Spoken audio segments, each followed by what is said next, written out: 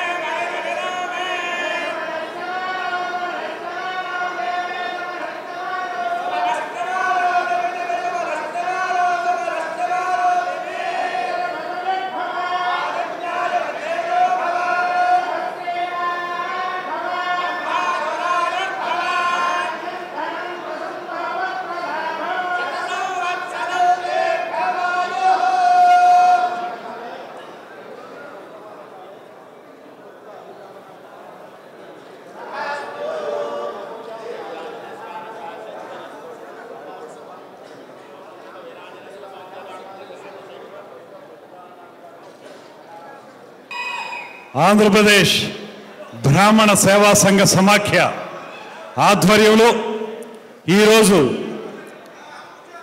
ఈ కార్యక్రమానికి విచ్చేసినటువంటి 50 మంది విప్రవరేణ్యులందరికీ కూడా స్వాగతం పలుకుతూ ఈ కార్యక్రమంలో మొట్టమొదటిగా ఈ కార్యక్రమానికి సంబంధించినటువంటి అంశాల్ని మాట్లాడవలసిందిగా బ్రాహ్మణ సేవా సమాఖ్య తూర్పుగోదావరి జిల్లా మహిళా అధ్యక్షురాలు శ్రీమతి తోలేటి శిరీష్ గారిని మాట్లాడవలసిందిగా కోరుతున్నాను. సభాయ నమః. వేదికను అలంకరించిన పవన్ కళ్యాణ్ గారికి, మనోహర్ గారికి, గోపాలకృష్ణ గారికి నా నమస్కారములండి. అలాగే సభలో అందరూ ఉన్న అందరికీ కూడా చిన్నలకి నా దీవెళ్ళు, పెద్దలకి నా నమస్కారాలండి. నా పేరు శిరీష తోలేటి. నేను బ్రాహ్మణ తూర్పుగోదావరి జిల్లా మహిళా అధ్యక్షురాలండి. అలాగే జనసేనలో 4 ఏళ్ల నుంచి చేస్తున్నానండి. మాది పిడాపురం నియోజకవర్గం అండి. ముఖ్యంగా నేను చెప్పేది అగ్రవర్ణాల్లో తొలి వర్ణంగా పిలువబడే మా బ్రాహ్మణులందరం కూడా మనం ఆర్థికంగా, సామాజికంగా అన్ని రంగాల్లోనూ కూడా అణగారిన వర్గాల్లో ఉన్నామండి. ఈ విషయాన్ని సార్ గుర్తించాలి. అలాగే మహిళల్లో కూడా మాకు టాలెంట్లు ఉన్నాయి, నిరూపించుకోగలను సార్, కానీ మాకు అవకాశాలు అయితే లేవు. దానికి ఉదాహరణగా నేను జనసేనలోకి వచ్చిన తర్వాత మీ ఆశయాలని ఫాలో అవుతూ స్ఫూర్తి ఫౌండేషన్ అనే ఒక సంస్థను స్థాపించి ఓన్లీ మహిళలకి, అందున వికలాంగులకి, వితంతువులకి నేను ఒక శిక్షణ కేంద్రాన్ని ఏర్పాటు చేసి దానికి కుట్టు శిక్షణ అండ్ పేపర్ ఆర్ట్ ఒకటి నేర్పిస్తున్నా అండి. అయితే దానికి ఒక 4 ఊళ్ళలో నేను కేంద్రాలు ఏర్పాటు చేసి ఒక 50 మంది మహిళలను తయారు చేస్తాను. కానీ మాకు ఆర్థికంగా సహకారాలు అందక వాళ్ళు ఆ విధంగానే ఉండిపోయారు. నాకు తోచినంత వరకు కొన్ని చేసి చేయగలిగాం, కానీ దాన్ని మించి మేము వెళ్ళలేకపోయాం. అలా ప్రతి రంగంలోనూ కూడా, విద్యారంగంలో కూడా అండి, కార్పొరేషన్ అన్నారు, అవి కూడా మాకు సరిగ్గా అందట్లేదు. ఆ విషయాలు మా నాయకులు మాట్లాడతారండి. మహిళలకి ప్రత్యేకంగా ఇప్పుడు అలాగే మెడికల్ కూడానండి, ప్రతి గ్రామాల వాడవాడ బెల్ట్ షాపులు ఉన్నాయి, కానీ మెడికల్ షాపులు అయితే మాత్రం లేవు సార్. సో దయచేసి ఆ ఊర్లో ఒక మెడికల్ షాప్ అయినా ఉండేలాగా చేస్తే అది ఒకటి. రెండోది ఏంటంటే విద్యారంగం కూడా అలానే ఉంది సార్. ఒకసారి ప్రజారాజ్యం టైంలో ఒకసారి చిరంజీవి గారు చెప్పారు సార్, ఏంటంటే ఎల్కేజీ నుంచి ఇంటర్ వరకు కూడా అన్ని 4-5 గ్రామాలకి కలిపి ఒక చోట పెట్టి ఒక్కొక్క ఊర్లో గ్రామంలోనూ ఒక 4-5 స్కూల్స్ పెట్టి ఒక్కొక్క 5 క్లాసులకి కలిపి ఒక టీచర్ని పెడుతున్నారు సార్. అలా కాకుండా వాళ్ళ ఆ ఊర్లన్నిటికీ కలిపి ఒకే చోట పెట్టి ఆ టీచర్స్ అందరినీ అక్కడ వేస్తే కనీసం ఒక క్లాస్కి ఒక టీచర్ ఉండి విద్య బాగుంటుంది. అలాగే అది బిల్డింగ్స్ కూడా నార్మల్గా ఉంటున్నాయి సార్. అవి కార్పొరేట్ బిల్డింగ్లో ఒక బిల్డింగ్ని మనం తయారు చేసుకోగలమని ఒకప్పుడు చిరంజీవి గారు చెప్పారు సార్. దాన్ని కొంచెం మీరు ఒక పరిగణనలోకి తీసుకోవాలని మా కోరిక సార్. అండ్ ఉపాధి సార్, ఉపాధి అవకాశాలు కూడా మెయిన్ ఏంటంటే బ్రాహ్మణ్యం అనేసరికి వంటల్లోనూ పిండి వంటలు, ఊరగాయలు, ఈ విధమైనవన్నీ కూడా మేము బాగా చేయగలము అని అందరికీ తెలుసు. అయితే దీనికి సంబంధించి హోటల్ మేనేజ్మెంట్ కూడా, అది కూడా మన చిరంజీవి గారు ఉన్నప్పుడు పిడాప నియోజకవర్గం వంగాగీత గారి టైంలో 30 కోట్లు శాంక్షన్ చేయించి అక్కడ కాలేజ్ పెడతానని చెప్పి స్టార్ట్ చేశారు సార్. అది మళ్ళీ మాకు ఇప్పుడు వర్మ గారు వచ్చిన తర్వాత దాన్ని 12 కోట్లకు కుదించి దాన్ని మళ్ళీ ఫౌండేషన్ లెవెల్కి తీసుకొచ్చి 1 crore ఇన్వెస్ట్మెంట్ పెట్టాము అని చెప్పేసి దాన్ని అక్కడితో ఆపిస్తారు సార్. అది కూడా చేస్తే మాకు లేడీస్కి ఉపాధి కూడా మాకు బాగుంటుంది అని చిన్న మనవి సార్. అది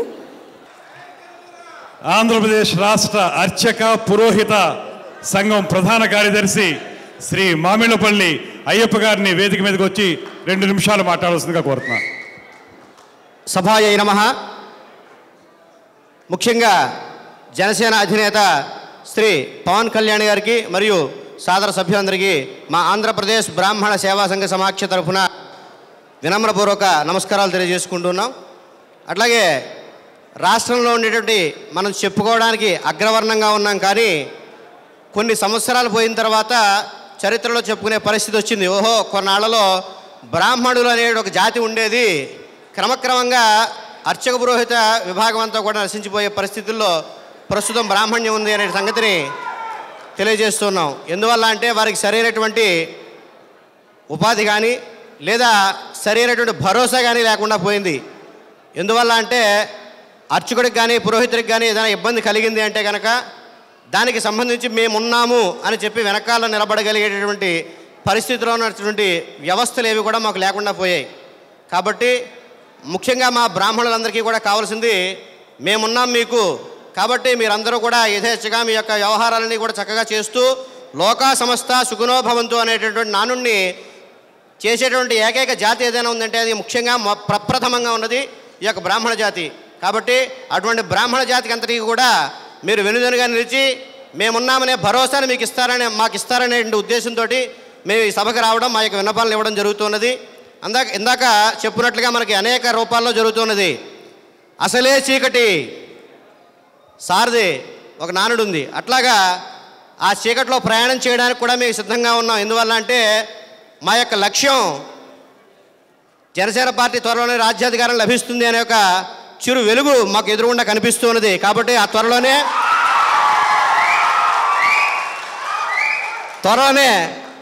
ఈ చెమ్మ చీకట్లోనే ప్రయాణం చేస్తూ ఆ యొక్క వెలుగును చేరుకోవాలని చెప్పేసి దానికి రథసారథిగా మనకు పవన్ కళ్యాణ్ గారు ఉండాలని చెప్పి కోరుకుంటూ మా యొక్క తీవ్ర ఆవేదన అంతా కూడా మా యొక్క భరోసా మీరు ఇస్తారు అని చెప్పి ఆశిస్తూ సెలవు తీసుకుంటున్నాను. ధన్యవాదాలు. తూర్పుగోదావరి జిల్లా ప్రధాన కార్యదర్శి శ్రీ తేజోమూర్తుల నరసింహమూర్తి గారిని 2 నిమిషాలు మాట్లాడుతుందిగా కోరుతున్నాను. ముందుగా ఆంధ్రప్రదేశ్ బ్రాహ్మణ సేవా సంఘ సమాఖ్య, తూర్పుగోదావరి జిల్లా బ్రాహ్మణ సేవా సంఘ సమాఖ్యని, అలాగే ఆంధ్ర రాష్ట్రం నుంచి వచ్చిన ప్రతినిధులు, జిల్లా 19 నియోజకవర్గాలు వచ్చిన బ్రాహ్మణ ప్రతినిధులందరికీ ముందుగా కృతజ్ఞతలు. అలాగే ఈ ఆహ్వానం మేరకు పవన్ కళ్యాణ్ గారు బ్రాహ్మణులందరినీ కూడా ఆహ్వానం చేసి మీకు ఏం కావాలి నాకు చెప్పండి అని మన ఆత్మీయ సమావేశంగా పిలిచినందుకు ముందుగా అధ్యక్షులు, జనసేన పార్టీ అధ్యక్షులు పవన్ కళ్యాణ్ గారికి ఆంధ్రప్రదేశ్ బ్రాహ్మణ సేవా సంఘ సమాఖ్య తరపున ప్రత్యేక కృతజ్ఞతలు తెలుపుదాం.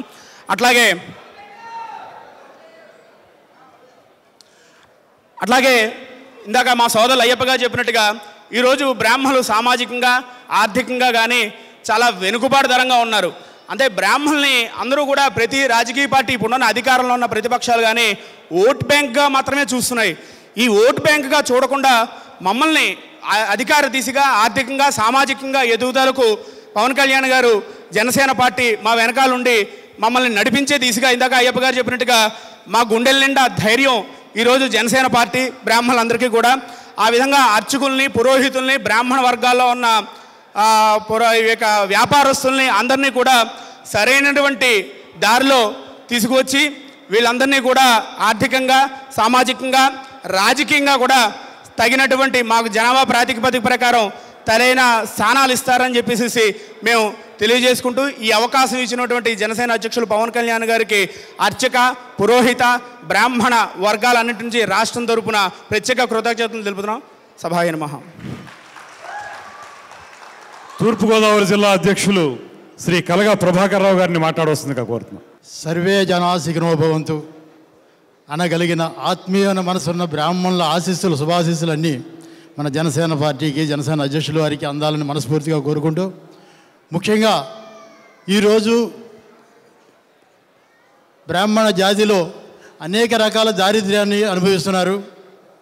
అది ఏ రకంగా అంటే బ్రాహ్మణుడు అంటే కేవలం పురోహితుడు మాత్రమే కాదు, అన్ని వర్గాల్లోనూ కూడా వ్యాపార రంగాల్లో, వ్యవసాయ రంగాల్లో, అన్ని రంగాల్లో కూడా బ్రాహ్మణులు ఉన్నారు.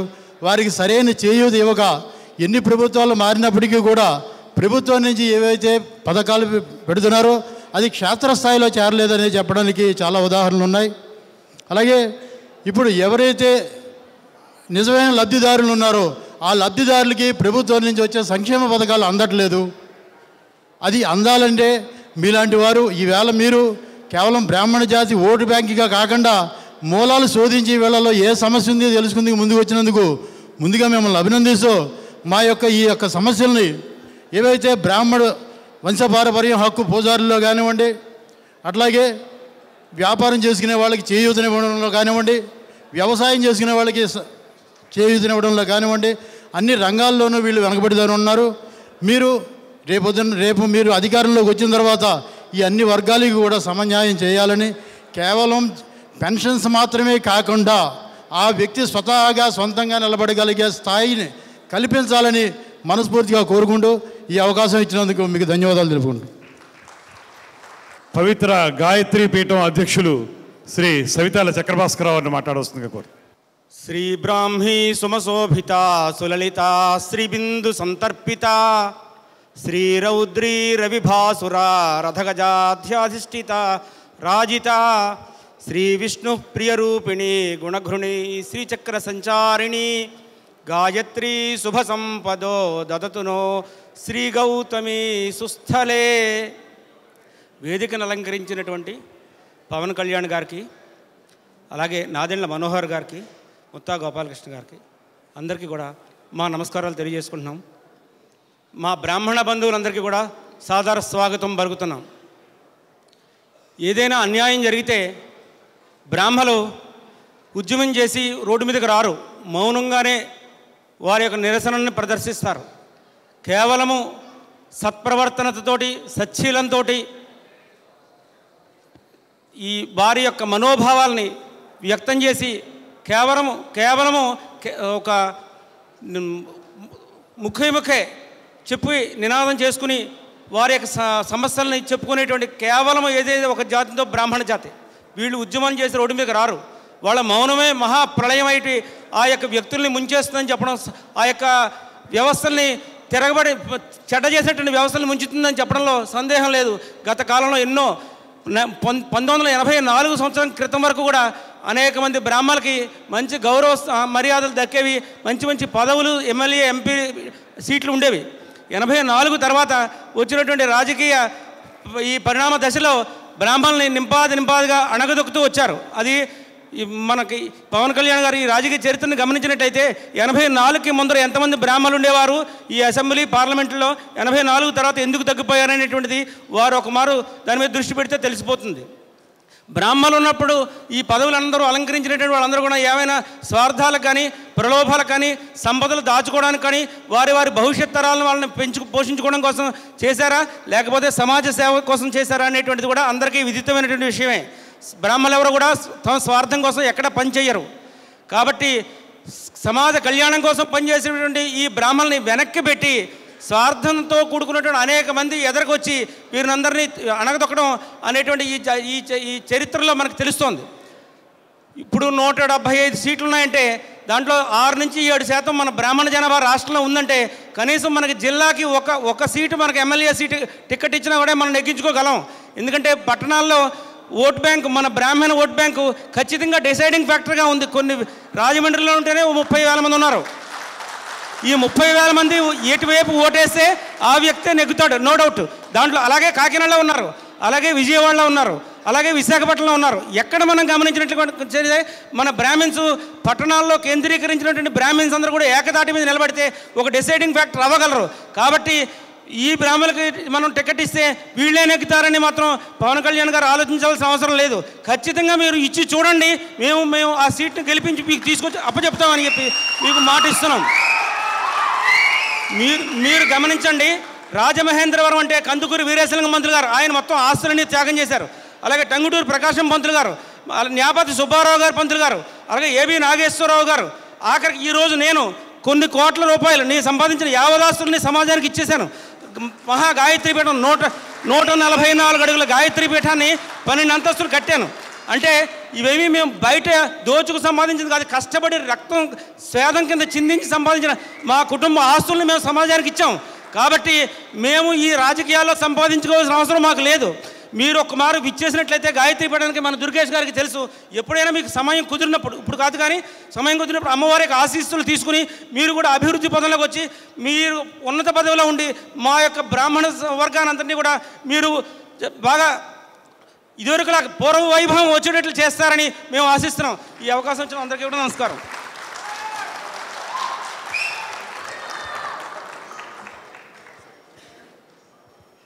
చివరిగా ఆంధ్రప్రదేశ్ రాష్ట్ర బ్రాహ్మణ సేవా సంఘ సమాఖ్య ప్రధాన కార్యదర్శి శ్రీ కోసూరి సతీష్ శర్మ గారిని క్లుప్తంగా ప్రసంగించవలసిందిగా కోరుతున్నాను. ఈనాటి బ్రాహ్మణ ఆత్మీయ సమావేశానికి ముఖ్య అతిథిగా విచ్చేసి ఆంధ్రప్రదేశ్ 13 జిల్లాల్లో ఉన్నటువంటి బ్రాహ్మణ జాతి సమస్యలు విని పరిష్కరించే దిశగా పావులు కదుపుతున్న జనసేన పార్టీ అధినేత పెద్దలు గౌరవనీయులు శ్రీ పవన్ కళ్యాణ్ గారికి, వేదికపై ఉన్నటువంటి పెద్దలు గౌరవనీయులు మాజీ సభాపతి నాదెళ్ల మనోహర్ గారికి, ప్రముఖ పాత్రికేయులు పెద్దలు ముత్తా గోపాలకృష్ణ గారికి, కార్యక్రమానికి విచ్చేసినటువంటి బ్రాహ్మణ సోదర సోదరీమణులందరికీ కూడా హృదయపూర్వక నమస్కారాలు, ధన్యవాదాలు తెలియజేస్తూ ఉన్నాం. సార్ పవన్ కళ్యాణ్ గారు, ఈ రాష్ట్రంలో స్వాతంత్రం సిద్ధించిన నాటి నుంచి సర్వే జన సుఖినో భవంతు లోకం కోసం తను హారతైపోతున్నా సరే సమాజ అభివృద్ధి బాగుండాలనుకునేటువంటి ఒకే ఒక్క జాతి బ్రాహ్మణ జాతి. అటువంటి టంగుటూరి ప్రకాశం పంతులు గారు, డొక్కా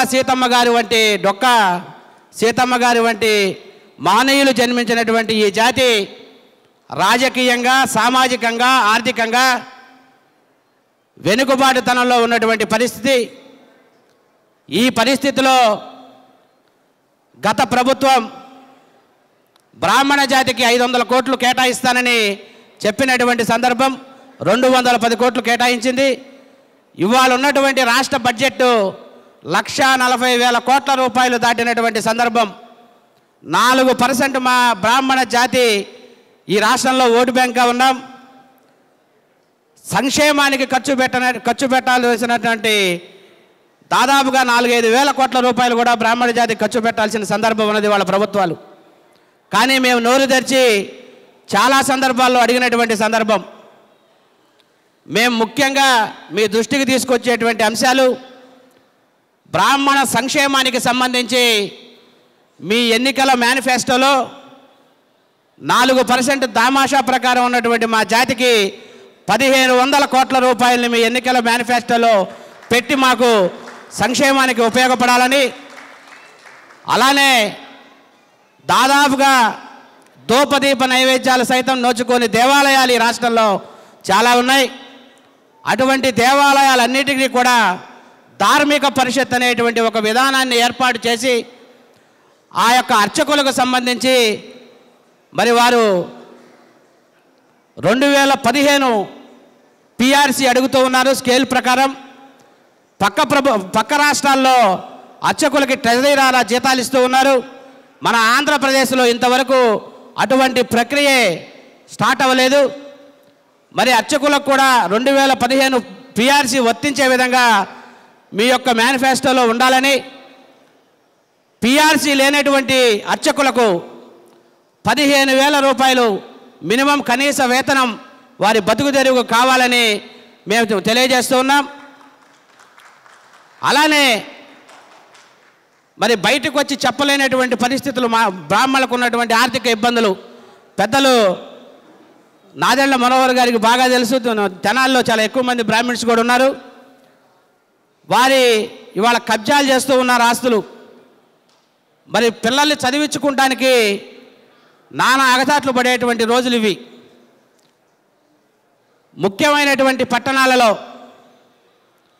విశాఖపట్నం, రాజమండ్రి, విజయవాడ, కర్నూలు 5 ప్రాంతాల్లో ఎస్సీ, ఎస్టీ, బీసీ, మైనారిటీ వర్గాలకు ఏ రకంగా అయితే మీరు హాస్టల్స్ని వారి సంక్షేమాన్ని చూస్తున్నారో అదే బ్రాహ్మణ విద్యార్థులకు చదువుకుంటానికి కూడా వారు ఉండి చదువుకుంటానికి హాస్టల్ నిర్మాణం కూడా మీ యొక్క జనసేన మేనిఫెస్టోలో ఉండాలని మనస్ఫూర్తిగా తెలియజేసుకుంటూ, మరి దేవాలయాల్ని ఇవాళ ఉన్నటువంటి రాజకీయ వ్యవస్థ స్థాపించింది కాదు. వందల వేల సంవత్సరాల నుంచి దేవాలయాలు ఉన్నాయి, అక్కడ అర్చకులు పనిచేస్తూ ఉన్నారు. వారికి వయో పరిమితిని కూడా మీ యొక్క దీంట్లో తొలగించాలని కూడా మేము 65 సంవత్సరాలు నిండిన వారికి వయో పరిమితిని రాష్ట్రం పెట్టింది. ప్రధానంగా 15 దేవాలయాల్లో దానిని కూడా తొలగించాలని, వయోపరిమితి లేకుండా కూడా చూడాలని నేను మీ యొక్క దృష్టికి తీసుకొస్తూ ఉన్నాం. ఇంకొక ప్రధానమైనటువంటి అంశం, చట్టసభలలో ఆర్థికంగా పరిపుష్టి ఉండి రాజకీయాల్లో పోటీ చేసి జనసేన పార్టీలో శాసనసభ్యులుగా గెలవాలనుకునే బ్రాహ్మిన్స్ ఒక 4-5 ఉన్నారు. వారిని కూడా మీకున్నటువంటి పరిస్థితుల్లో వారి చట్టసభలకు కూడా అవకాశం కల్పించాలని మీ యొక్క దృష్టికి తీసుకొస్తూ ఉన్నాం. మేము పొందుపరిచినటువంటి మా డిమాండ్స్ని మెమోరాండం ద్వారా మీకు ఇవ్వటానికి మాకు అనుమతిని కూడా ఇవ్వాలని కోరుకుంటూ, మా సమస్యల్ని తీర్చి బ్రాహ్మణ జాతికి పవన్ కళ్యాణ్ గారు పెద్ద దిక్కుగా ఉండాలని మీ అందరి తరఫున, రాష్ట్ర బ్రాహ్మణ్యం తరఫున కోరుకుంటూ సెలవు తీసుకుంటూ ఉన్నాం. ఉమ్మడి రాష్ట్ర శాసనసభ మాజీ సభాపతి, బ్రాహ్మణ కులాలకు సంబంధించినటువంటి అనేక విధాన నిర్ణయాల్లో కీలకమైన పాత్ర పోషించినటువంటి పెద్దలు శ్రీ నాదెండ్ల మనోహర్ గారిని ప్రసంగించాల్సిందిగా కోరుతున్నాను.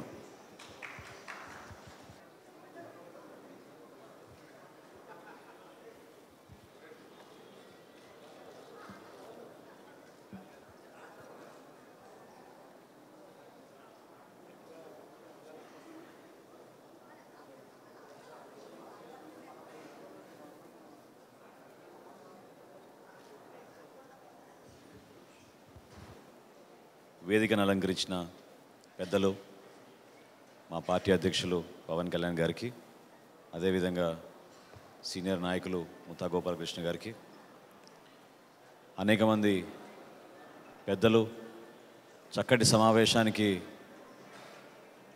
మా ఆహ్వానం మేరకు మీరందరూ రావడం మేమంతా కూడా ఎంతో గర్విస్తున్నాం, మిమ్మల్ని నమస్కరిస్తున్నాం. ఒక చక్కటి కార్యక్రమం ఏర్పాటు చేసుకున్నప్పుడు కార్యక్రమం యొక్క ముఖ్య ఉద్దేశం ఏంటనేది కూడా మీకు తెలియాలి. రిప్రజెంటేషన్స్ ద్వారా అనేక సందర్భాల్లో రాష్ట్రంలో పర్యటిస్తున్నప్పుడు మీరు ఎదుర్కొంటున్న సమస్యల గురించి చాలామంది వ్యక్తిగతంగా మా అధ్యక్షుల వారిని కలిసి ప్రస్తావిస్తూ ఉంటారు. కానీ ఒక ప్రత్యేకంగా వేదిక ఏర్పాటు చేసుకుని అందులో ఇంత గొప్ప ప్రాంతం రాజమహేంద్రవరంలో మనం ఒక సమావేశం ఏర్పాటు చేసుకుంటే బాగుంటుంది, ఇక్కడున్న ప్రత్యేకత, ఇక్కడున్న చరిత్ర, ఇక్కడున్న సంస్కృతి, ఇక్కడున్న పెద్దలందరినీ కూడా గౌరవించుకున్నట్టు ఉంటుందనే ఆలోచనతోటి పవన్ కళ్యాణ్ గారు ఈరోజు ఈ సమావేశం ఇక్కడ ఏర్పాటు చేయమని కోరడం జరిగింది. అందుకు మీరందరూ కూడా వచ్చినందుకు ప్రత్యేకంగా జనసేన పార్టీ తరఫున మీ అందరు కూడా మేము హృదయపూర్వకంగా నమస్కరించుకుని ఆహ్వానించుకుంటున్నాం. ప్రతిరోజు అందరినీ మీరు ఆశీర్వదిస్తూ ఉంటారు. ప్రతిరోజు ప్రతి దేవాలయాల్లో మీరు చేస్తున్న కార్యక్రమాల వలన భారతదేశం, మన ప్రాంతం, మన రైతులు, మన బిడ్డలు అందరం సుఖ సంతోషాలతో ఉండాలని మనస్ఫూర్తిగా ఆశీర్వదించే మనుషులు, వ్యక్తులు, మహానుభావులు మీరు. అటువంటి వ్యక్తులకే ఈరోజు ఆపద కలుగుతోంది, ఇబ్బందికరమైన పరిస్థితులు ఏర్పడుతున్నాయి. వాళ్ళ మనుగడ గురించి ప్రస్తావించాల్సిన అవసరం మీ అందరిలో వస్తుందంటే ఖచ్చితంగా మీ అందరం కూడా బాధపడాల్సిన విషయం. దయచేసి నేను ఈ సందర్భంగా కోరేది ఏంటంటే మన సంస్కృతిని కాపాడుకోవాల్సిన బాధ్యత ఒక పర్టికులర్ వర్గానికో, ఒక సెక్షన్కో, ఒక కమ్యూనిటీకో ఉండకూడదు. భారతదేశంలో ఇన్ని సంవత్సరాల నుంచి, ఇన్ని వేల సంవత్సరాల నుంచి ఎంతోమంది త్యాగాలు చేసి, పూజలు చేసి, యజ్ఞాలు చేసి, ఎంతోమంది మనకి మంచి పరిపాలన ఇచ్చిన వ్యక్తులు మన ఇంత దూరం తీసుకొచ్చారు. ఆ మహానుభావుల్ని మనం గుర్తుపెట్టుకోవాలి, మన చరిత్రని మనం గుర్తుపెట్టుకోవాలి. వాళ్ళు చేసిన ఈ త్యాగ ఫలితాల వల్లనే మనందరం కూడా ఈరోజు మరి భారతదేశంలో పౌరులుగా గర్వపడి మనం నిలబెట్టగలుగుతున్నాం. పార్టీ పరంగా మేము చేసే కార్యక్రమాలు ఎక్కడికి వెళ్ళినా కూడా సామాన్యుడితోటి మమేకమై వాళ్ళు ఎదుర్కొంటున్న సమస్యలు, ఆ సమస్యల గురించి తెలుసుకోవడమే కాకుండా పరిష్కార విధంగా ఏ విధంగా మనం ముందుకు అడుగేయాలనే ఆలోచన మా అందరిలోనూ ఉంది. ప్రతిరోజు కూడా దాదాపు 300 నుంచి 500 మందిని మేము కలుసుకుంటూ వాళ్ళ దగ్గర నుంచి వినతి పత్రాలు స్వీకరించి ఏ విధంగా ఈ సమస్యను మనం పరిష్కారం చేయగలుగుతాం, రేపటి రోజు పాలకులుగా మారినాక ఎటువంటి పరిపాలన మనం అందించాలి, ఏ విధంగా మేము ప్రభుత్వంలో మంచి కార్యక్రమాలు చేసి ప్రజల అభివృద్ధి ఇంకా ముందుకు తీసుకెళ్ళట్టు మేము తోడ్పడాలనే ఆలోచన తప్ప వేరే ఆలోచన మాకు లేదు. ఎటువంటి పరిస్థితుల్లో కూడా అవకాశవాద రాజకీయాలు చేయకుండా కొత్త విలువలు తీసుకురావాలి, రాజకీయ వ్యవస్థలో ఒక మార్పు తీసుకురావాలి, ఆ విలువల కోసం నిలబడాలనే ఆలోచన పవన్ కళ్యాణ్ గారు చాలా ఒక మంచి దృఢ సంకల్పంతో చేస్తున్న ఈ ప్రయత్నంలో భాగంగా మీ అందరం కూడా ఆయనతో పాటు నడుస్తున్నాం. ఒకే ఒక మాట నేను మీకు ఈ సందర్భంగా చెప్పదలుచుకున్నాను. ఆయనకు ఈరోజు ఒక సినిమా చేయాలనుకుంటే కేవలం సంతకం చేస్తేనే ఆయనకి కావాల్సినంత డబ్బు ఇచ్చే వ్యక్తులు చాలామంది ఉన్నారు. సినిమా కూడా చేయవసరం లేదు, కేవలం సంతకం చేస్తే. అటువంటి పరిస్థితుల్లో ఆయన అటువంటి కెరియర్ని వదులుకొని దేశానికి ఉపయోగపడాలి, మన సమాజానికి ఉపయోగపడాలి, కులాలకు అతీతంగా, మతాలకు అతీతంగా, ప్రాంతాలకు అతీతంగా ప్రతి ఒక్కరికి మనం ఏదో విధంగా అండగా నిలుద్దాం అనే ప్రయాణం ఏదైతే ఆయన మొదలుపెట్టారో దాన్ని మీరందరూ కూడా నమ్మాలి. ఎందుకంటే ఈ రాజకీయాల్లో ఉన్న పరిస్థితులు ఈరోజు చూస్తుంటే చాలా బాధాకరం. ఆ మార్పు తీసుకురావాలంటే అటువంటి వ్యక్తులు నిలబడాలి మన కోసం. సమాజంలో ప్రతిరోజు జరుగుతున్న విషయాలు మేము మరొకసారి చెప్పవసరం లేదు, మీకు బాగా తెలుసు. మీరు బాగా తెలియడమే కాకుండా మీరు భావితరాల్లో జరగబోయే కార్యక్రమాల గురించి కూడా మీరు వివరించగలుగుతారు. అంత నాలెడ్జ్ ఉన్న వ్యక్తులు మీరు, అటువంటి సంపద ఉన్న వ్యక్తులు మీరు. కాబట్టి దయచేసి నేను మిమ్మల్ని అందరినీ కూడా కోరేది, మేము నడుస్తున్న ఈ ప్రయాణాన్ని మీరు ఆశీర్వదించండి. మీరు చేస్తున్న పూజలు కార్యక్రమాల్లో మా గురించి తలుచుకోండి. ఇది ప్రజల కోసం చేస్తున్న కార్యక్రమం, ఒక మార్పు కోసం చేస్తున్న మా తపన. ఆ తపనని మీరు ఆశీర్వదించండి. ఈ ప్రయాణాన్ని ఇంకా విజయవంతంగా ముందుకు తీసుకెళ్ళగలుగుతాం. 2-3 విషయాలు నేను ఈ సందర్భంగా చెప్పదలుచుకున్నాను. నేను శాసనసభాపతిగా ఉన్నప్పుడు సౌందరరాజన్ గారు వారానికి 2-3 సార్లైనా నా చేంబర్కి వచ్చి నాకు రిప్రజెంటేషన్ ఇచ్చేవాళ్ళు. ఆయనలో ఉన్న పట్టుదల చూసి చివరికి ఒక చట్టం తీసుకురావడానికి కోసం చాలా ప్రయత్నం చేసాం. ఆ రోజున 2 ప్రభుత్వాలు మారినా కూడా సౌందరరాజన్ గారు మాత్రం తన పట్టుదలని మార్చలేదు. అదే నిరంతరంగా వారానికి 2 సార్లు శాసనసభకు కూడా వచ్చి ఆయన రిప్రజెంటేషన్ ఇచ్చి దేవాలయాల పరిరక్షణ కోసం ఆయన చేసిన కార్యక్రమం మనందరం కూడా గుర్తు చేసుకోవాలి. ఆ లీడర్షిప్ మనందరిలోనూ ఉండాలి. నేను ఒకరిని తక్కువ చేయడం లేదు, లేకపోతే మీలో లేదనే భావన నేను వ్యక్తపరచడం లేదు, కానీ మీలో కోఆపరేషన్ అనేది చాలా ముఖ్యం. అందరూ కలిసికట్టుగా ఒక సమస్య పైన మీరు ఈ సమస్యకి పరిష్కార విధంగా జరుగుతుంది అనేది ఒక ఆలోచన మీ అందరిలో వస్తే తప్పకుండా ఇటువంటి పొరపాట్లు జరగకుండా ఉంటాయి. ఇందాక మిత్రులు చెప్పినట్టు తెనాల్లో చాలామంది నాకు బ్రాహ్మణులు జనాభా ఉన్నారు. మా తండ్రి గారు 89లో పోటీ చేసినప్పుడు ఒక 4-5 వీధులు కంపల్సరీగా ఇది బ్రాహ్మణుల వీధిగా ఉండేది. 2014, 2009, 2004 ఎలక్షన్లో నేను చూస్తూ ఉన్నాను. అది క్రమేణంగా తరిగిపోతూ ఈ రోజుకి కేవలం ఒక 4-5 పెద్ద కుటుంబాలు తప్ప ఆ వీధుల్లో ఉన్న ఆ గొప్ప మనుషులు ఎవరు లేరు. అటువంటి దుస్థితి ఎప్పునాడు కూడా రాకూడదు. ఎందుకంటే నేను ఇందాక అన్నట్టు మీ అందరూ కూడా మన జాతి సంపదగా, మన సంస్కృతిగా మనం భావించుకుని మిమ్మల్ని ఎట్లా కాపాడాలి, మిమ్మల్ని ఎట్లా ముందుకు తీసుకెళ్ళాలనే ఆలోచన మా అందరిలోనూ రావాలి. 2-3 ముఖ్యమైన రాజకీయపరమైన అంశాలు మీ దృష్టికి తీసుకురాదలుచుకున్నాను. తద్వారా అధ్యక్షుల వారి దృష్టి కూడా తీసుకురాదలుచుకున్నాను. రాజకీయంలో నాకు ఉన్న అనుభవంతో నేను ఆయన రిక్వెస్ట్ చేసేది ఏంటంటే, ఎట్టి పరిస్థితుల్లో కూడా దేవాలయ ట్రస్టుల్లో జనసేన పార్టీ నుంచి మనం మంచి నిర్ణయం తీసుకుంటే ఆయన అనుమతితోటి దేవాలయ ట్రస్ట్ బోర్డులో డైరెక్ట్గా పొలిటికల్గా కనెక్టెడ్ పర్సన్స్ని మనం ట్రస్ట్ బోర్డులో నియమించకుండా సమాజానికి ఉపయోగపడే వ్యక్తుల్ని మనం ప్రోత్సహించి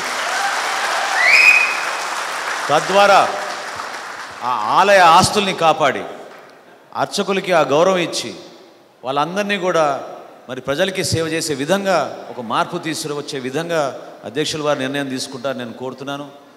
ఇదే సందర్భంలో ఇందాక మిత్రులు కొంతమంది వివరించారు. దేవాలయ భూముల్ని ఎంత దారుణంగా ప్రైవేట్ వ్యక్తుల చేతుల్లోకి వెళ్ళిపోయి, రాజకీయ నాయకుల చేతుల్లోకి వెళ్ళిపోయి సొంత ఆస్తులుగా భావించుకుని ఎంత దుర్వినియోగం జరుగుతుందో మీ అందరికీ తెలుసు. దీని గురించి మనం కలిసి పోరాడాలి. ఈ మార్పు తీసుకురావాలంటే మనందరం కూడా కలిసి పోరాడాలి. ఆ పోరాటానికి మీరు కూడా సిద్ధం అవ్వండి. జనసేన పార్టీ మీ వెంట ఉంటుంది, మీతో పాటు నడిచి ఆ గౌరవం తీసుకొచ్చే విధంగా, ఆ గౌరవం మీకు మీ కుటుంబాలకి తీసుకొచ్చే విధంగా ఆ మహానుభావులు ఎవరైతే దాతలుగా ఆ రోజు నిలిచి 1000 ఎకరాలు మన దేవాలయాలకు ఇచ్చారో ఆ మహానుభావులకు వాళ్ళ కోసం మనం శ్రమించాలి. ఆ తపన మనందరిలో రావాలని కోరుకుంటున్నాను. మీరందరూ కూడా ఈ సందర్భంగా మీరు ఆలోచించాలి. కేవలం మన ఏదో మీటింగ్లో 2 మాట్లాడుకుంటే సరిపోదు. ఆ సంకల్పం మీలో ఉండాలి, ఆ బలం మీలో రావాలి. మీ ప్రార్థనల వల్లే ఎంతోమందికి ధైర్యం వస్తుంది. ధర్మాన్ని నిలబెడుతున్నారు మీరు. ఆ ధర్మాన్ని నిలబెట్టడానికే, ఆ మాట నిలబెట్టడానికే, ఆ మాకేదైతే కర్తవ్యం బాధ్యత ఉందో భారతదేశం తరఫున మన పౌరులకి మేము ఇవ్వాల్సిన మా విలువైన సమయం అని అనుకోకుండా మీకోసమే మేము జన్మించాం, మీకోసమే పనిచేద్దామని మేము ఒక నిర్ణయంతో ముందుకు వచ్చాం. దాన్ని దయచేసి మీరు గుర్తుపెట్టుకోండి. అందులో మీరు భాగస్వాములు అవ్వమని నేను కోరుతున్నాను. తప్పకుండా ఈ ట్రస్ట్ బోర్డులో మాత్రం ఆ మార్పు తీసుకురావాలి. మనం తిరుమల తిరుపతి దేవస్థానం లాంటి ట్రస్ట్ బోర్డులోనే ఎప్పుడు చూడని సంఘటనలు మనం చూస్తున్నాం. దయచేసి ఇటువంటి జరగకూడదు. పాలకులు ఎవరైనా సరే చాలా అన్యాయం. మనం ఒక మంచి విశ్వాసంతో ప్రజలు మనం ఎన్నుకున్నారు. ఆ నమ్మకాన్ని మనం నిలబెట్టుకోవాలి. ఎక్కడ ఏ కార్యక్రమం చేసినా భగవంతుడిని మనం ప్రార్థించుకుని కార్యక్రమం చేస్తాం. దయచేసి ఇటువంటి పొరపాట్లు పార్టీల్లో కానీ, ప్రభుత్వాల్లో కానీ, నాయకులు కానీ, ఎన్నుకున్న ప్రజాప్రతినిధులు కానీ ఎవరు కూడా ఇటువంటి ఆలోచనలు వాళ్ళలో ఉండకూడదు. ఈ మార్పులో మీరందరూ కూడా భాగస్వాములు అవుతారు. దాన్ని ప్రత్యేకంగా మిమ్మల్ని ప్రార్థిస్తూ నమస్కరించుకుంటూ మరొకసారి మీరందరూ మమ్మల్ని ఆశీర్వదిస్తారని మరొకసారి మిమ్మల్ని కోరుకుంటూ సెలవు తీసుకుంటున్నాను. జై హింద్.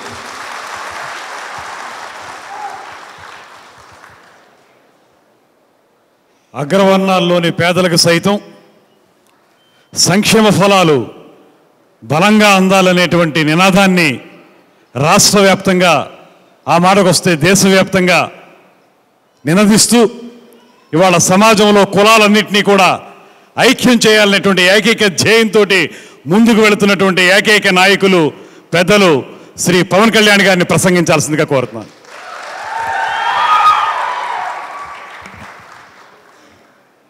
దానికి ముందుగా పెద్దలు మాజీ మంత్రివర్యులు శ్రీ ముత్తా గోపాలకృష్ణ గారిని ప్రసంగించాల్సిందిగా కోరుతున్నాను.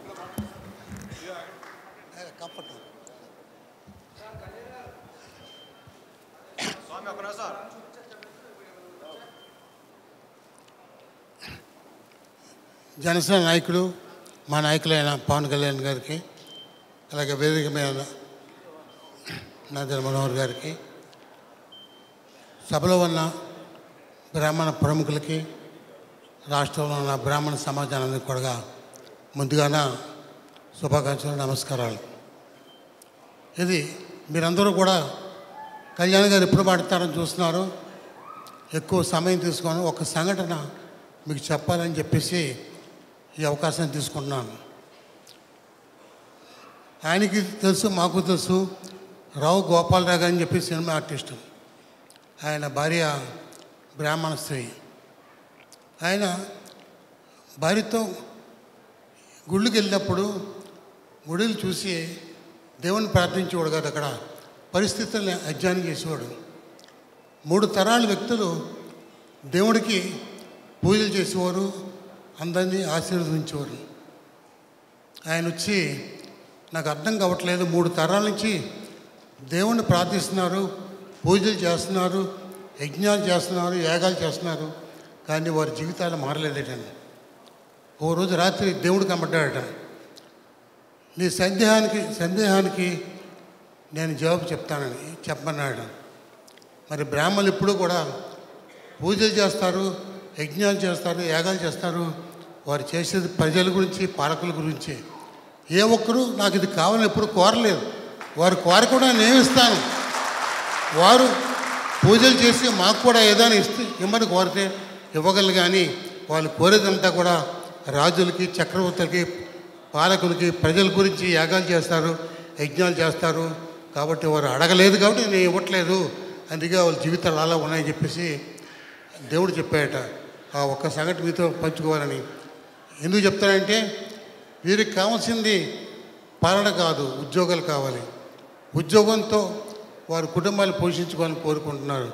అటువంటి ఉద్యోగాలు వారికి రాక చాలా ఇబ్బంది పడుతున్నారు. వారు వ్యాపారాలు చేయలేరు. కాబట్టి వారికి ఉద్యోగాలు ఇచ్చే పరిస్థితిని కల్పించవలసిన అవసరం ఎంతైనా ఉందని చెప్పి సందర్భంలో మనం చేస్తూ సెలవు తీసుకుంటాం.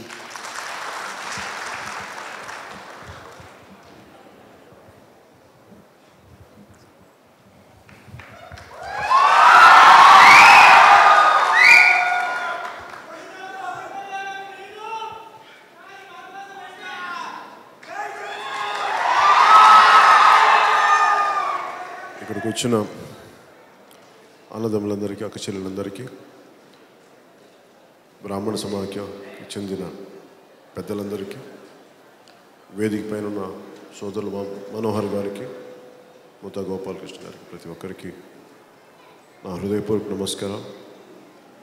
మిమ్మల్ని అందరినీ జనసేన పార్టీ నాయకుల తరఫున, ప్రతి ఒక్కరి తరఫున మీకు బ్రాహ్మణ సమాఖ్య పెద్దలందరికీ, అన్నదమ్ములందరికీ మరోమారు హృదయపూర్వకమైన స్వాగతం పలుకుతాం.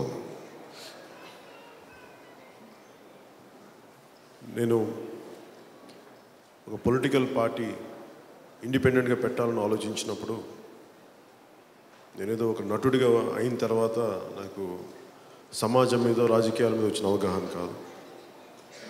చిన్నప్పటి నుంచి సమాజాన్ని అర్థం చేసుకున్నవాడిని, చదివినవాడిని. నాకు ఆ బ్రాహ్మణ సమాజం మీద నాకు గౌరవం కల్పించిన వ్యక్తి మా నాన్నగారు. ఆ ఫోటో చూస్తుంటే ఆయన గుర్తొచ్చారు నాకు. అంటే థ్యాంక్ యూ. ఎంత ఎందుకు కులాల ఐక్యత, మతాల ప్రస్తావన లేని రాజకీయం ఎందుకు అవసరం మన దేశానికి అంటే, ఈ దేశానికి కులాలు మతాలకు అన్నింటికంటే కూడా చాలా బలంగా ఉండాల్సింది ధర్మం. నేను ఒక 19-21 ఏళ్ళ వరకు నిజంగా విసిగిపోయేవాడిని. అంటే చిన్నప్పటి నుంచి స్కూల్స్లో స్వాతంత్ర సమరయోధుల కథలు, సైమన్ కమిషన్ ఎదిరించిన టంగుటూరి ప్రకాశం పంతులు గారు కాల్చేస్తే కాల్చి అని చెప్పి టంగుటూరి ప్రకాశం పంతులు గారి కథలు విని, సంఘటనలు విని, మాకు కనిపించే జీవితం, మాకు కనిపించే ఎమ్మెల్యేలు కానీ ఎంపీలు కానీ అవినీతికి పాల్పడిన వ్యక్తులు, లేదంటే పట్టించుకొని వ్యక్తులు, వీళ్ళందరినీ చూసి నాకు అర్థమయ్యేది కదా చిన్నప్పుడు. అలాగే చిన్నపాటి పని చేసుకోవాలనుకున్న లంచాలు ఇవన్నీ తీసుకుని విసుగుండేది. ఎప్పుడైనా మారుతుందా అనుకునేవాడిని. తద్వారా నాకు కూడా కొంత కోపం ఏదో ఉండేది. జ్ఞానం కోసం, చదవడం కోసం తహతహలాడేవాడిని. సరైన టీచర్లు నేర్పిస్తారేమో అని చెప్పి. కొంతమంది దొరికేవాళ్ళు, కొంతమంది దొరికేవారు కాదు. ఇలా పెరుగుతూ ఒకసారి ఎక్కడో కాలేజీకి వెళ్ళాం, కొంత డిస్కంటిన్యూ చేశాను, ఇష్టం లేక చదువు, అలా కన్వెన్షనల్ చదువు ఇష్టం లేక. ఒక వయసు వచ్చాక సమాజం మారాలని ఒక పిచ్చి తాపత్రయం పట్టుకుంది, దేశభక్తి. విసిగిపోయి ఇంక మనం ఏం మారలేం, మనం ఏం చేయలేని చెప్పి 21-22 ఏళ్ళ వయసులో తిరుపతి వెళ్ళిపోయాను. అక్కడ ఒక యోగాశ్రమం లాంటిది ఉండేది. అక్కడ నేను నేర్చుకుంది క్రియాయోగం నేర్చుకున్నాను. క్రియాయోగం నేర్చుకున్న తర్వాత నాకు సంపూర్ణంగా ఈ సంపాదించాలని కానీ, పేరు సంపాదించాలని కానీ, ఇదంతా కలిపి ఒక 21-22 ఏళ్ళ వయసులో. ఎందుకంటే 10వ తరగతి చదివే వయసులో, 10వ తరగతిలో నేను ఒక యోగి ఆత్మకథ చదివాను. ఒక యోగి ఆత్మకథ చదువుతున్నప్పుడు నాకు అనిపించింది, ఇలాంటి అలౌకిక ఘటనలు జరుగుతాయా, ఇంత అన్యాయం, మరి ఇలాంటి మహాత్ములు అందరూ ఉన్నప్పుడు, నిజంగా ధర్మమే నిలబడాలనుకున్నప్పుడు, మరి ఎందుకు ఇంత అన్యాయం జరుగుతున్నప్పుడు ఎవరు మహానుభావులు రారేంటి అని అనుకునేవాడిని ఎప్పుడు. నాకు అనిపించిన తర్వాత పెరిగి పెద్ద అయ్యే కొద్దీ కాలం మనం నిర్ణయించుకుంది కాదు, భగవంతుడి సృష్టి కాలం చాలా చిన్నది మన కాలంతో కంపేర్ చేస్తే. అసమానతలు ఇవన్నీ కూడా ఏదో ఒక రోజున బ్యాలెన్స్ చేసే సమయం వస్తుంది. కాకపోతే మనం వెయిట్ చేయాలి. నాకు ఇవన్నీ కనిపించినప్పుడు నాకు కనిపించింది, నన్ను కాపాడింది ఒకే ఒక పదం తిరుపతిలో. నా జీవితానికి దిశానిర్దేశం చేసింది ఒకే ఒక గొప్ప వాక్యం, ధర్మో రక్షితి రక్షిత అని. నువ్వు ధర్మాన్ని రక్షిస్తే ధర్మాన్ని రక్షించి తీరుతున్నావు. నాకు అర్థం కాదు ధర్మం అంటే ఏది ధర్మం, ఎంత ధర్మం, ఏ సమయంలో ధర్మం. ధర్మం చాలా బలమైంది. ఒక్కోసారి 100 మందిని నరికేయడం ధర్మం అయితే, ఒక్కోసారి ఒక చిన్నపాటి ప్రాణిని రక్షణ కోసం 100 మందిని చంపేయడం కూడా ధర్మమే. అంత కఠినంగా ఉంటుంది ధర్మం. దానికి కులం లేదు, మతం లేదు, ప్రాంతం లేదు. ఇంగ్లీష్లో అంతా జస్టిస్ అనే పదం మాట్లాడతాం, కానీ ఒక భారతదేశంలోనే ధర్మం అనే పదం మాట్లాడతాం. అది భారతదేశం తాలూకు సంస్కృతి తాలూకు గొప్పతనం. ఆర్థర్ షోపెన్హావర్ అనే ఒక జర్మన్ ఫిలాసఫర్, తత్వవేత్త, ఆయన మాట్లాడిన మాటలు ఆయన పుస్తకంలో చాలా నన్ను ఆకట్టుకున్న ఒక బలమైన, హత్తుకుపోయిన మాటలు. ఇది చెప్పింది కూడా నాకు, ఆయన గురించి చెప్పింది ఒక హిందూ స్నేహితుడు చెప్పలేదు, ఒక బ్రాహ్మణ్ స్నేహితుడు చెప్పలేదు, నాకు ఒక క్రిస్టియన్ స్నేహితుడు చెప్పాడు నాకు ఆర్థర్ షోపెన్హావర్ గురించి. ఆయన అన్న మాట భారతదేశం గురించి, భారతదేశపు సంస్కృతి గురించి. తెల్ల జాతీయులు, యూరోపియన్ దేశస్థులు, ఆయన జర్మనీలో అన్న మాట అన్నమాట. భారతదేశానికి వెళ్ళి భారతదేశ సంస్కృతిని మారుద్దాం, భారతదేశ సంస్కృతిని ఏదో మార్చేద్దామని అనుకుంటే, భారతదేశం సంస్కృతి ఎంత గొప్పదంటే అది ఉన్నతమైన శిఖరం. మనం మార్చడం అనుకుంటే చిన్నపాటి ఉండేలు ఒక తుపాకీ తీసుకొని దాన్ని కొండ శిఖరాన్ని కాల్చడం, దానికి ఏమీ కాకపోగా ఆ సంస్కృతి మనల్ని మార్చేస్తే, అంత గొప్ప సంస్కృతి భారతదేశ సంస్కృతి. భారతదేశ సంస్కృతి ఎవరు మార్చలేరు. ఎందుకంటే ఇది ధర్మం, ఇది హైందవం కాదు, హైందవం కట్టుబొట్టు కాదు. నరాల్లోకి, సెల్లోకి వెళ్ళిపోయిన, ఇమిడిపోయిన ధర్మం ఇది. అంటే మనిషిని మనిషిగా చూసే సంస్కృతి. అంత ఉదారమైన నేల ఇది, అంత గొప్ప నేల ఇది. ఈ దేశం, నేను అనుకుంటాను చాలాసార్లు, ఈవెన్ కెనడీ ఇండియాకు వచ్చినప్పుడు కానీ, మార్టిన్ లూథర్ కింగ్ జూనియర్ ఇండియాకు వచ్చినప్పుడు కానీ, మార్టిన్ లూథర్ కింగ్ జూనియర్ నల్ల జాతీయులు శ్వేత జాతీయులు దురహంకారం మీద పోట్లాడిన వ్యక్తి. ఆయన బాంబే వచ్చి ఇలాంటి వ్యక్తి అక్కడ మనకున్న పేదరికాన్ని చూసి ఒకవైపు ఏమో బహుళంతస్తుల భవనాలు, ఇంకోవైపు చాలని ఇల్లు, మురికి వాడలు నివసించే ప్రజలు. ఆయన అనుకుంది ఇలాంటి పరిస్థితులే కానీ ఏ దేశంలో ఆయన కానీ ఉండి ఉంటే, మా దేశంలో కానీ ఉండి ఉంటే రక్తపాతం వచ్చిండేదని. మరి ఈ భారతదేశం తాలూకు సంస్కృతి అంటే ఎవరికి కోపాలు రావేంటని. ఈ భారతదేశం తాలూకు సంస్కృతి మన రాజకీయ నాయకుల వల్ల రాలా. ఈ సహనం, ఓర్పు, ఓరిమి రాజకీయ నాయకుల వల్ల రాలా.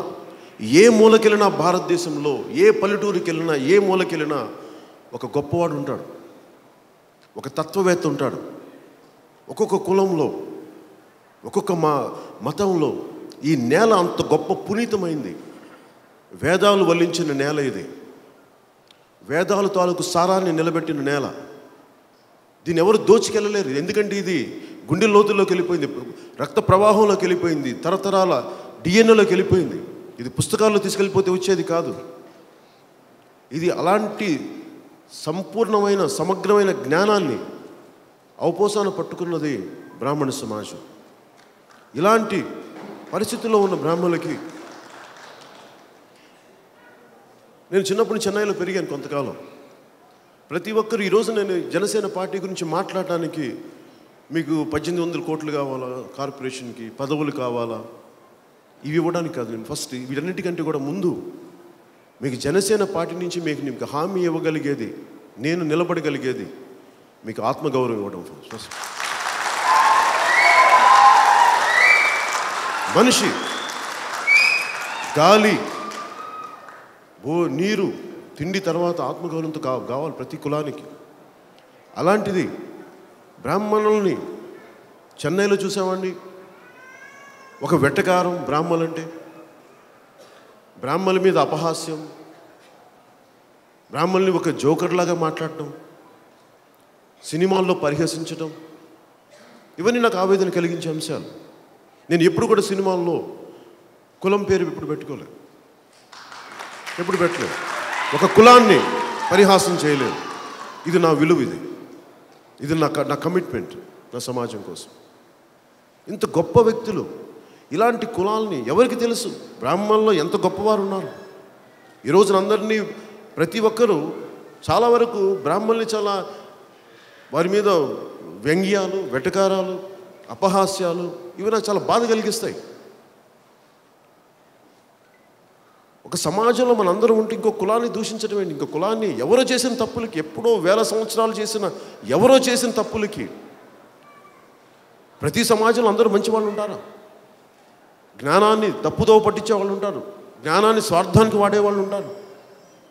వాళ్ళెవరో చేసిన తప్పులకి, గతంలో మీ వాళ్ళందరూ తప్పులు చేశారు కాబట్టి ఈరోజు మిమ్మల్ని శిక్ష విధిస్తామని చెప్పి అప్పుడెప్పుడు గతకాలం చేసిన వ్యక్తులు తప్పులకి ఈ రోజున కూర్చోబెట్టి బ్రాహ్మణ సమాజాన్ని అందరూ శిక్షించడం నాకు నిజంగా చాలా ఆవేదన కలిగించేది, చాలా బాధ కలిగింది. ఇది ఎక్కడో మారాలి, ఆ గౌరవం తిరిగి తేవాలి. ఎందుకంటే చాలా తక్కువలో ఎకనామికల్గా బతికి జ్ఞానాన్ని ఒక పూట, నేను మొన్న కూడా ఎవరితో మాట్లాడుతూ ఉంటే వారాలు చేసుకొని తల్లిదండ్రులు చనిపోయి సమాజాన్ని వాళ్ళు వేలెత్తి చూపరు, వారి కష్టం ఏదో వాళ్ళు పడతారు, పడి అలా ఉద్యోగాలు సంపాదించుకున్న బ్రాహ్మణులు ఎంతోమంది తెలుసు నాకు. ఒక పల్లెత్తు మాట అనరు ఎవరు. వారిని ఎవరిని ఏదైనా అన్నా కానీ వాళ్ళలో వాళ్ళు ఇబ్బంది పడి కుమిలిపోయే వాళ్ళు తప్ప కూర్చోబెట్టి పోరాటాలు చేసే వ్యక్తులు కాదు. కానీ బ్రాహ్మణుల తాలూకు బ్రాహ్మణుల తాలూకు పోరాటమే కనుక లేకుండా కానీ ఉండుంటే ఈ రోజున భారతదేశానికి స్వాతంత్రం వచ్చి ఉండేది కాదు. బ్రాహ్మణులే కనుక లేకుండా కానీ ఉంటే ఇన్ని సంస్కరణలు వచ్చేవి కావు. అలాంటి కులాలని ఈ రోజున ప్రతి ఒక్కరూ వెటకారం, అపహాస్యం చేయటం. ముఖ్యంగా నేను మీకు చెప్పదలుచుకుంది, మీరు కోరిన కోరికలన్నింటితో పాటు నేను మీకు జనసేన పార్టీ మీకు ఆత్మగౌరవం ఇస్తుంది, మీకు గౌరవం ఇస్తుంది, మీ పెద్దలకి. ఎందుకంటే విచిత్రం ఏంటంటే తెలంగాణ అంటే రాజకీయ నాయకులు ఎలా అయిపోయారంటే ఆంధ్ర బ్రాహ్మణులు వేరు, తెలంగాణ బ్రాహ్మణులు వేరు, ఆంధ్రాలో దళితులు వేరు, తెలంగాణ దళితులు వేరు. ఇట్లాగా ప్రతి చోట ప్రతి కులాన్ని అడ్డగోలుగా విభజించారు. వీళ్ళందరూ బాగానే ఉంటారు. ఈ సో కాల్డ్ రూలింగ్ కుటుంబాలు, ఫ్యామిలీస్, నేను వాటి కాస్ట్ అనే పదం వాడిని. కులాన్ని పెట్టుకొని చెప్పి ఎదిగే వ్యక్తులు ఉన్నారు తప్ప కులాలకి నిజంగా చేసిన వ్యక్తులు ఎవరు ఉన్నారు? చాలా తక్కువ మంది. అందుకని నాకు వీళ్ళందరినీ చూసి చాలా స్వార్థపరులు వీళ్ళు. కులాలకి మతాలకి అతీతంగా దాన్ని చేద్దాం. అలాగే నేను జనసేన పార్టీ పెట్టినప్పుడు కూడా మనకి బ్రాహ్మణులు ఓట్లు వేయరు, లేదంటే మనకి వైశ్యులు ఓట్లు వేయరు, లేదంటే మనకి దళితులు ఓట్లు వేయరు. ఇలా కులాలుగా మాట నాకు విసుగొచ్చింది. మనుషులుగా ఎప్పుడు చూస్తాం? ఎంతసేపు బ్రాహ్మణులుగా, మతాలుగా, ప్రాంతాలు ఎప్పుడు చూస్తాం? మనుషులుగా. నేను ధర్మాన్ని నమ్మినవాడిని, క్రియాయోగం నేర్చుకున్నవాడిని. క్రియాయోగం వదిలేసి నేను ఒకటే అనుకున్నాను, యోగం చేసుకుంటా సినిమాల తర్వాత, ఒక 5 సినిమాల తర్వాత 2002లో 6-7కి వదిలేసి క్రియాయోగంలోకి వెళ్ళిపోదాం అనుకున్నవాడిని. నాకు అనిపించి చాలా స్వార్థం అనిపించింది. ఇన్ని సమస్యలు పెట్టుకొని నీ స్వార్థం కోసం నువ్వు క్రియాయోగం నేర్చుకుంటూ వెళ్ళిపోతే, నీకు భగవంతుడు ఇచ్చిన శక్తిని నువ్వు ప్రజలకు వాడకపోతే, సమాజానికి వాడకపోతే నీకు జన్మనిచ్చే ప్రయోజనం ఏంటి భూమి నీకు? నాకు నేను ప్రశ్నించుకున్నాను. కానీ రాజకీయాల్లోకి రావడానికి చాలా ధైర్యం కావాలి, మాట పడాలి. నేను క్రియాయోగం చేసుకుంటే నేను ఎవరు పల్లెత్తి మాట అనేవాళ్ళు కదా. నేను సినిమా యాక్టర్ని కూడా కాదు. మా అన్నయ్య ఒక మాట అంటే నాకు కోపం వచ్చింది చిన్నప్పుడు. ఎప్పుడు 22 ఏళ్ళ వయసులో, నీకు నాలాంటి అన్నయ్య ఉన్నాడు కాబట్టి నీకు ఏదైనా చేయగలరు, నువ్వు క్రియాయోగం చేయగలవు, ఇవన్నీ నువ్వు ఒక యాక్టర్కి ఏదైనా సాధించి, లేదంటే ఏదన్నా ఒక పనికొచ్చే పని ఏదైనా చేసి అప్పుడు నువ్వు ఇట్లా చెప్తే నేను వింటాను నీ మాట అనేవాడు మా అన్నయ్య. నాకు సబబు అనిపించింది ఆయన అన్న మాటలు. అంటే నేను డబ్బు సంపాదించకపోయినా అదే వ్యక్తిని చెప్పడానికి నేను 20 సంవత్సరాలు టైం తీసుకున్నాను, నాకు నేను చెప్పుకోవడానికి. సో నాకు ఇంత సంపాదించిన తర్వాత నా స్వార్థానికి బతకడం ఇబ్బంది అనిపించింది. కేవలం నా కోసం బతకడం. ఇన్ని అసమానతలు మాట్లాడితే ప్రతి కులాన్ని వక్రీకరించి, ఏ కులానికి వెళ్ళండి ప్రతి ఒక్కళ్ళు ఒకలాంటి అపనమ్మకం, అభద్రతాభావం. ఎవరిని ఇంకో కులానికి వెళ్ళినా ఈ కులాన్ని ఆ కులాన్ని నమ్మరు, అందరూ మాట్లాడుకుంటారు. నేను కోరుకునేది కూడా ఏంటంటే, మీరు నన్ను కూడా ఆలోచించండి, నా మాటలు. మిగతా నాయకులు కూడా సంపూర్ణంగా చూడండి, పరిశీలించండి. ఎందుకంటే బ్రాహ్మణుల తాలూకు ఆశీర్వచనం చాలా బలమైంది. ఏం కోరుకునే వ్యక్తులు కాదు మీరు. చిన్నపాటి సుఖ సంతోషాలతో సంతృప్తి పొందే వ్యక్తులు. మీ ఆవేదన, మీ ఆశీర్వచనం అంత బలంగా ఉంటాయి. ఇంకా మీరేం కోరుకునే వ్యక్తులుగా, జ్ఞానాన్ని సముపార్జించిన వ్యక్తులు, వేదాలను వల్లించిన వ్యక్తులు, ఆచార వ్యవహారాలను ఇముడ్చుకున్న వ్యక్తులు సమూహం. నేను మీ అంత చదువుకోలేదు, మీ అంత నాకు జ్ఞాన సంపన్నుని కాదు, నేను మీ అంత వేదాలు తెలిసిన వాడిని కాదు. నేను ఒక సామాన్యంగా ఏదో చిన్నపాటి చదువుకున్నవాడిని. కానీ సమాజాన్ని నిండు హృదయంతో హత్తుకోగలిగేవాడు. నాకున్నది అదొకటే. జనసేన పార్టీ పెట్టేటప్పుడు ఏ ఆలోచన పెట్టాలనుకున్నాను? భారతదేశంలో కులాలను ఎలా విస్మరించలేమో, మతాన్ని కూడా అలాగే విస్మరించలేము. అలాగే సోషలిజంను కూడా విస్మరించలేము, మార్క్సిజాన్ని విస్మరించలేము. ఎంత గొప్ప వ్యక్తులు మన రాజ్యాంగాన్ని వాళ్ళు పెట్టిన డిస్కషన్స్ చూస్తే ఎంతోమంది గొప్ప గొప్ప వ్యక్తులు, దాంట్లో బ్రాహ్మణ సమాజానికి చెందిన వ్యక్తులు ఎందరో కూర్చొని డిబేట్స్ చేస్తూ ఉంటే ఎంత ఆశ్చర్యంగా ఉంటుందండి. ఆ రోజున అందరూ అంతమంది కూర్చున్నప్పుడు దాదాపు 2 సంవత్సరాల కాలం కూర్చొని వాళ్ళు ఈరోజు రాజ్యాంగం చేస్తారు. రాజ్యాంగాన్ని ముందుకు తీసుకెళ్ళడానికి ఎవరు ఇప్పుడు ప్రస్తుతం ఉన్న రాజకీయ వ్యవస్థకి బలం లేదు, అంత నిబద్ధత లేదు, అంత నైతిక బలం లేదు. వీళ్ళందరూ చేసిన తప్పులకి ఈ రోజున ఒక్కొక్క సమాజం, ఒక్కొక్క కులం ఇబ్బంది పడుతూ ఉంది. ఒకవైపు ప్రాంతీయ తత్వంతో కూర్చోబెట్టి తెలంగాణ నుంచి తరిమేస్తారు. రేపు పొద్దున మనకి ఆంధ్రప్రదేశ్ విడిపోయిన తర్వాత ఏం గొడవలు ఉంటాయి? ఇక్కడ కులాలు కొట్టుకోవాలి. ఒక్కొక్క కులం ఒక్కొక్క పార్టీని వెనకేసుకొస్తే సమాజం విచ్ఛిన్నమైపోద్ది, నాశనం అయిపోద్ది. నేను ఎందుకని ఎప్పుడు ఒక కులాన్ని నేను నమ్మలేదు. ఎప్పుడు మానవత్వాన్ని నమ్మాను. మానవత్వం ఉన్న చోట ధర్మం ఉండి తీరుతుంది, ధర్మం ఉన్న చోట సుపరిపాలన వస్తుంది. అది నేను అందించగలను.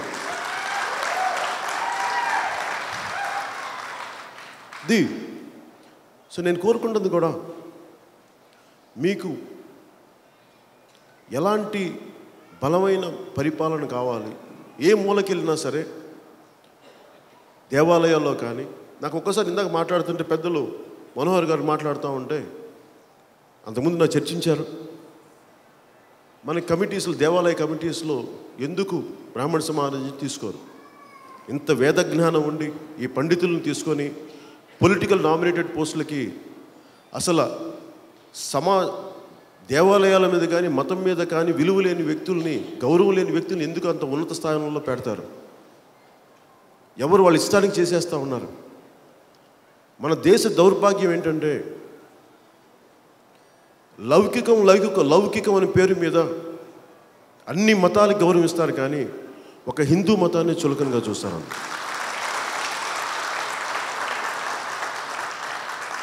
నేను ఏ రోజు మతాన్ని ఎలా చూస్తానంటే, భగవంతుడు ఎన్నుకోవడానికి నేను అటవికుడిగా పుట్టుంటే, ఒక గిరిజనుడిగా పుట్టుంటే, ఒక చెట్టు పుట్ట నాకు దేవత అయ్యేది.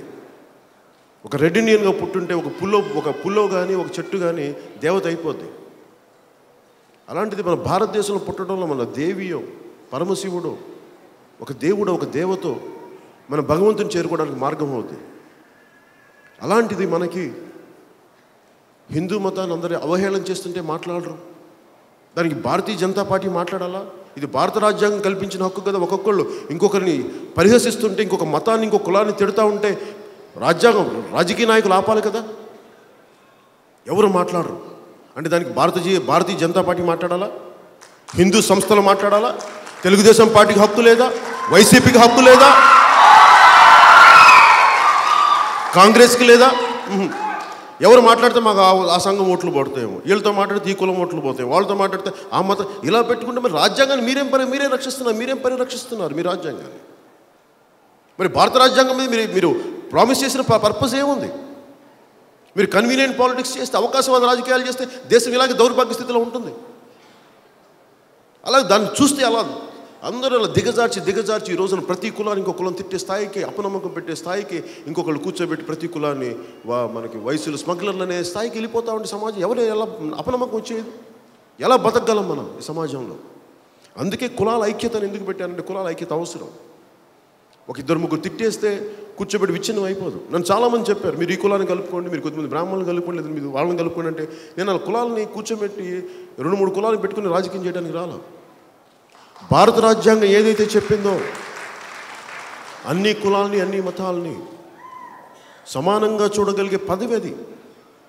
ఒక ఎమ్మెల్యే కావచ్చు, ఒక ఎంపీ కావచ్చు, నీ ఒక కులాన్ని వెనకేసి రమ్మని కాదు, నిన్ను ఎమ్మెల్యే చేస్తా, ఎంపీ చేస్తా, ఒక పదవి ఇస్తాం, అందరినీ సమానంగా చూడమని. మరి మాట్లాడితే బాబాసాహెబ్ అంబేద్కర్ గారికి దండలేస్తే ప్రయోజనం ఏముంది? మనకి పాలాభిషేకం చేస్తే పర్పస్ ఏముంది? వారు చెప్పిన ఆదేశిక సూత్రాలను పాటించకపోతే. ఈ రోజున మన భారతీయ జనతా పార్టీ కూడా విసుగు ఎక్కడ ఉంది అంటే, నాకు ఎవరో మాట్లాడుతూ భారతీయ జనతా పార్టీ గురించి ఏదో మాట్లాడుతూ ఉంటే, వాళ్ళకి ఎక్కడ హిందుత్వం ఉంది? వాళ్ళకి భారతీయ జనతా పార్టీకి వాళ్ళదే రెగ్యులర్ పొలిటీషియన్స్, వాళ్ళందరూ రెగ్యులర్ పొలిటికల్ చేసే వ్యక్తులు, అవకాశవాద రాజకీయాలు మనకి భారతీయ జనతా పార్టీ. నేనే వెనక నా మాట చెప్పడానికి. నిజంగా మీకు రామ మందిరం కట్టండి, కట్టరు. మళ్ళీ ఆ మాట చేయరు. రామ మందిరం కట్టరు. మీరు ఎందుకు ఇలా అంటే, మీరు ఎమోషన్స్ రేకప్ చేసి వైషమ్యాలు మీరు తెప్పించి, నిజంగా వీళ్ళకి హిందువులే అని ఒక భావన కానీ ఉండుంటే, మరి రాష్ట్రాన్ని ఎందుకు 2 గోలుగా పెడతారు? చిన్న రాష్ట్రాలకు ఎందుకు విభజించారు? అడగాలి భారతీయ జనతా పార్టీ నాయకుల్ని. రాష్ట్రాలు ఎందుకు 2 రాష్ట్రాలు ఎందుకు విభజించారు? చిన్న రాష్ట్రాల పదవి ఎందుకు వచ్చింది మీకు? They are regular political leaders, అవకాశవాద opportunistic politicians Bharatiya Janata Party. హిందుత్వాన్ని వెనకేసుకొస్తారు. హిందుత్వాన్ని వెనకేసుకుని మీరెవరు? మీరేం దానికి గుర్తేదారా మీరు? నేను దీనికి విసుగు ఎందుకు? ఒక్క పార్టీకే మనం మాట్లాడాను. ఒక్క పార్టీకే కనుక ఒక కులం వెళ్ళిపోతే చాలా అన్యాయం జరుగుతుంది.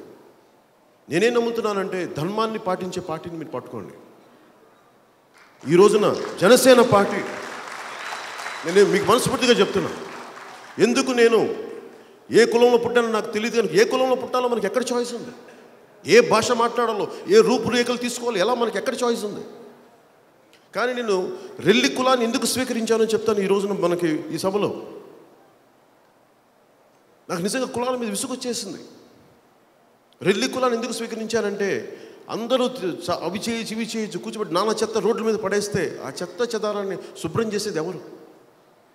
ఒక రెల్లి కులం స్వీకరిస్తాను. అందుకని ఈ దేశంలో నాది ఏదైనా కులం ఏదైనా మాట్లాడితే నేను ఆ రెల్లి కులం ఎందుకు పెట్టుకున్నానంటే ఆ చెత్తా చెదారం రాజకీయ నాయకులు చేసిన చెత్తా చెదారాన్ని ఊడవడానికి నేను ఆ కులాన్ని నేను తీసుకున్నాను. అలాగే క్రియాయోగం నేర్చుకున్న రెల్లి కులస్తుండండి. ఎందుకంటే ఈ భారతదేశపు సంస్కృతి చాలా అపారమైన అనాది సంస్కృతి, ఇది పురాతనమైన సంస్కృతి. ఈ దేశాన్ని ఎవరన్నా పాడు చేయాలంటే పాడు చేసేవాడు సంస్కరిస్తుంది. ద్రోహం చేద్దాం అనుకున్న వాడికి కూడా వాడిని మనసు మార్చేస్తుంది. అంత గొప్ప దేశం ఇది. ఏ మూలకెళ్ళండి ఒక గొప్పవాడు, ఏ మూలకెళ్తే ఒక ఒక ఒక సిద్ధుడు, ఏ మూలకెళ్ళినా ఇలాంటి దేశాన్ని రాజకీయ నాయకుల కంటే కూడా సగటు ఎంతో గొప్పవాళ్ళు. మొన్న మధ్య నేను భీమవరం వెళ్తే ఒక లేడీస్ కాలేజీలో అడిగారు, మీకు ఎవరు మీకు రోల్ మోడల్స్ అంటే, నేను పొద్దున్న లేచినప్పటి నుంచి ఒక రోల్ మోడల్ని ఎత్తుకుంటాను. ఒక రోజున ఒక్కొక్క కులంలో కనిపిస్తారు, ఒకరోజు నాకు హెల్ప్ చేసి ఒక చిన్నపాటి అసిస్టెంట్ కనిపిస్తారు, ఒక చిన్నపాటి రైతు కనిపిస్తాడు. ఇంత గొప్పవాళ్ళు. నాకు నమ్మకం ఏముందంటే ఇప్పటిదాకా అందరూ అన్ని పార్టీలు ఒక కులాలను రెండు కులాలను వెనకేసుకు రావడం చూశారు. జనసేన పార్టీ మేము మానవత్వం అనే దాన్ని నిలబెట్టడానికి, ఎందుకంటే సాటి మనిషి కష్టాలకి కన్నీరు కార్చిన అధికారం దేనికి? అందుకని మేము ఎందుకు ఓట్లు ఇవన్నీ ఎందుకు అడగలేదంటే మొదటి 10 సంవత్సరాలు నేను నేర్చుకోవడానికి, మొదటి 5 సంవత్సరాలు నేనేం ఆశించకుండా 2009 నుంచి పనిచేశాను. 2014లో ఏమీ ఆశించకుండా ఒక ప్రభుత్వాన్ని నిలబెట్టాం. కానీ 2019 ఒక దశాబ్దం తర్వాత, ఎందుకంటే నేను ఎక్కడ నేర్చుకున్నాను ఇవన్నీ అంటే, ఏదైనా నేర్చుకోవడానికి ఎంతమంది తపన పడతారు. ఈ రోజున మీరు ఆలయాల్లో పూజ, మీరు అర్చకత్వం చేయాలి అంటే మీరు ఎంత కష్టపడి ఉంటారు. వేద పాఠశాలల్లో ఘనాపాఠులుగా తయారయ్యి వేదాలని వల్లించి మీరు ఇంత కష్టపడి ఒక చిన్నపాటి దేవాలయానికి అర్చకులుగా ఉండాలి అంటే మీరు ఇంత కష్టపడి నేర్చుకుంటా ఉంటే, ఇన్ని వేదాలు వల్లి వేస్తుంటే, మన జీవితాలు దిశానిర్దేశం చేసే రాజకీయ వ్యక్తులు మటుకు అనుభవం అక్కర్లేదు. వాడి జేబులో 20 కోట్లు ఉంటే చాలు, వచ్చి ఎమ్మెల్యే అయిపోదాం, ఎక్కి మన మీద తొక్కుదాం. నాకు మీరే స్ఫూర్తి. మీరు ఒక చిన్నపాటి అర్చకత్వానికి మీరు ఇంత కష్టపడుతున్నప్పుడు, నేను ఇన్ని కోట్ల మంది జీవితాలని ప్రభావితం చేయగలిగే ఒక రాజకీయ పదవిని, ఒక రాజకీయ పార్టీ నడపాలని నాకు అనుభవం కావాలి. దశాబ్దాలుగా అనుభవంతో ఉన్నాను. ప్రత్యేకించి ప్రత్యక్ష రాజకీయాల్లో దశాబ్దం పైనుంచి ఉన్నాను. 2019కి మీరు నన్ను మిగతావన్నీ కూడా చూడండి. ఈసారి ఆలోచించి ఓటేయండి, మీరు ప్రభావితం చేయండి.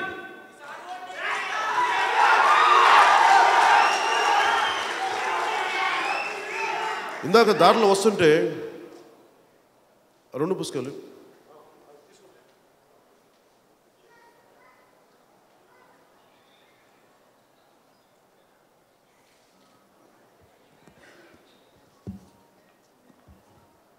నాకు ప్రభావితం చేసిన వ్యక్తి శ్రీ గుంటూరు శేషేంద్ర సార్.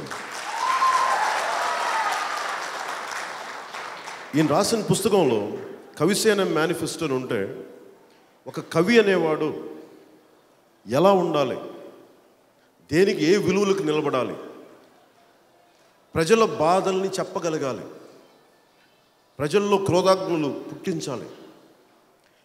ఈ పుస్తకం చదువుతూ ఉంటే నాకు ఈ గొప్పతనం రాసింది కూడా బ్రాహ్మలే, గుంటూరు శేషేంద్ర సార్. ఈయన ఎంత గొప్ప వ్యక్తి అంటే, వచ్చిన కవిత్వాన్ని ఎంత గొప్పగా చెప్పగలడో. ఆయనలో షోడశి రామాయణ రహస్యాలను రాసిన వ్యక్తి కూడా ఆయన. ఈయన గొప్పతనం గురించి ఎవరికి తెలియదు, ఎందుకంటే ఇది మనవాడు కాదని చెప్పి అందరూ వదిలేశారు. బ్రాహ్మణులు వదిలేశారు, బ్రాహ్మణులు వదిలేశారు, మిగతా కులాలు వదిలేశారు. హిందువులు ఏమో ఇతను హిందూ కాదని వదిలేశారు, మార్క్సిస్టులు ఏమో ఇతను మార్క్సిస్ట్ కాదని వదిలేశారు. కానీ ఇది మా తరం కవి, మా తరం నాయకుడు గుంటూరు శేషేంద్ర సార్. ఎందుకంటే విలువలు ఉన్న వాళ్ళు ఎందుకు ఇంత కష్టం అంటే, ఈయన 70-80ల్లో ఈయన ప్రభ అత్యధికంగా వెలుగుతున్నప్పుడు ఎవరు పట్టించుకోలేకపోయారు. అంటే ఈయన రాసింది భావితరాల భవిష్యత్తు కోసం. ఇంత జ్ఞాన సంపన్నులు బ్రాహ్మణులు. ఆయన నిజమైన బ్రాహ్మడు. ఎందుకు నిజమైన బ్రాహ్మడు అన్ని కులాలు బాగుండాలని కోరుకుంటాడు. సర్వే జన సుఖినో భవంతు అనుకుంటాడు. అంత గొప్ప బ్రాహ్మణులు. అలాంటి సమాజంలో ఉన్న మీరు కన్నీళ్ళు పెడతా ఉంటే, మీరు బాధపడుతుంటే చూస్తూ ఉండటానికి జనసేన పార్టీ లేదు.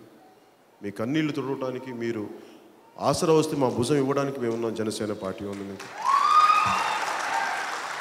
అలాగే నేను కోరుకునేది కూడా, బ్రాహ్మణ సమాజం నుంచి నాయకులు కావాలి అని అంటుంటే బ్రాహ్మణులే శత్రువులు అంటారు. ఇది ప్రతి కులంలో జ్ఞానం ఉన్న చోట, సంఖ్యాబలం ఉన్న చోట శత్రువులు ఎక్కువ ఉంటారు, అంతర్గత శత్రువులు ఎక్కువ. ఇది మిగతా కులాల్లో చూశాను. మత్స్యకారులు చెప్తా ఉంటారు, మాకు మేమే శత్రువులు అంటారు. సంఖ్యాబలం ఉన్న చోట, జ్ఞానం ఎక్కువ ఉన్న చోట విభజనలు ఎక్కువ ఉంటాయి. సో అందుకని ఈసారి 2019 మీరందరూ ఏకతాటిపైన ఒక ఆలోచన విధానం పెట్టండి, మాట్లాడుకోండి, పరిపరి విధాలుగా మాట్లాడుకోండి. గుడ్డిగా జనసేన పార్టీకి ఓటేయమని కూడా నేను చెప్పను. అలాగే మీ నుంచి వచ్చే నాయకులు కూడా విలువగల నాయకులను బయటికి పంపించండి. తడవకొకటి మాట మార్చే నాయకులు పంపించకండి. జనసేన పార్టీ నిలబడే నాయకులు, ఒక టంగుటూరి ప్రకాశం పంతులు గారిని పంపించండి. చిన్నవాళ్ళు ఉన్నారు, వాళ్ళు ఎవరు లేకపోతే 10 సంవత్సరాల తర్వాత వచ్చే నాయకుల్ని నేను చేస్తాను.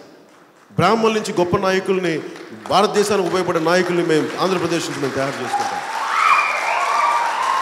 బలమైన నాయకుల్ని, అన్ని కులాల్ని సమానంగా చూడగలిగి వారి కులాన్ని అత్యంత ఆత్మగౌరవంతో చూసుకునే వ్యక్తుల్ని.